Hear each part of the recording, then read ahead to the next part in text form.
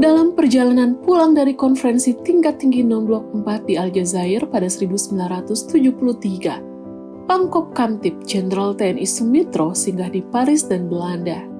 Di sana, ia bertemu dengan orang-orang Prancis, London, dan Belanda yang menanyakan kabar tahanan politik, terutama Pramudia Anantatur yang ditahan di Pulau Buru, Kepulauan Maluku. Awalnya, Sumitro hanya mengetahui Pram sebagai anggota Lekra. Namun, setelah orang-orang asing menanyakan soal Pram, Sumitro baru menyadari kalau Pram adalah pengarang yang mendapat pengakuan di dunia internasional. Pada Oktober 1973, Sumitro yang ingin bertemu dengan Pram dan para tahanan lainnya di Pulau Buru, membawa wartawan senior dari berbagai media dan tim psikolog untuk mempelajari psikologi para tahanan di Pulau Buru. Saat Sumitro berbincang dengan Pram di tepi teluk kecil, ia menanyakan alasan Pram masuk Lekra. Pram pun menjawab, ia memilih Lekra karena hanya PKI yang punya program yang mendukung profesinya. Partai lain tidak. Jawaban Pram rupanya meninggalkan kesan bagi Sumitro. Ia kemudian menyampaikan Pram diizinkan lagi menulis dan bertanya apakah ada yang bisa ia bantu. Mendengar itu, Pram meminta mesin tik, kertas ketik, notes, kamus, dan buku-buku bahasa Prancis. 5 tahun kemudian, pada Desember 1978, Jaksa Agung Ali Said mengunjungi Pulau Buru bersama para wartawan.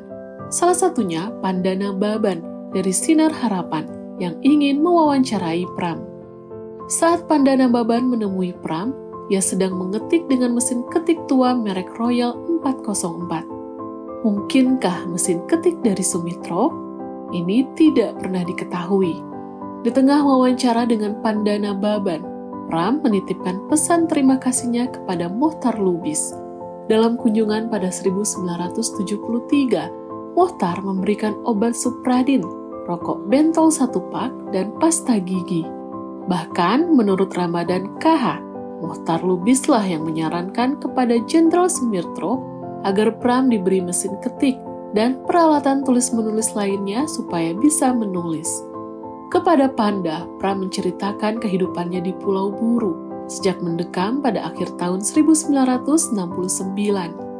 Pada 4 tahun pertama di Pulau Buru, ia harus bekerja keras untuk bertahan hidup.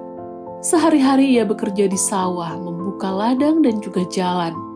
Baru pada 1973, Pram mendapat perlakuan khusus dibanding ribuan tahanan politik lain. Setelah kunjungan Sumitro, Pram mendapat kesempatan untuk kembali menulis. Dia dibebaskan dari pekerjaan di sawah dan ladang, serta pekerjaan lain yang mengganggu profesinya sebagai pengarang. Pram mengakui bahwa Sumitro menemuinya atas perintah Presiden Soeharto. Sumitro pun mengizinkan Pram menulis kembali karena ada tekanan dari dunia internasional. Namun, Pram tak menyebut diberi mesin tik apalagi kertas. Dia harus mencari sendiri kertasnya dan mendapatkannya dari gereja Katolik. Setelah diizinkan menulis lagi, Pram yang waspada dengan pemerintah mengetik naskahnya dalam beberapa salinan. 1 salinan ia sebarkan kepada teman-teman Tapol, 1 lagi ia berikan kepada gereja, yang kemudian diselundupkan keluar Pulau Buru.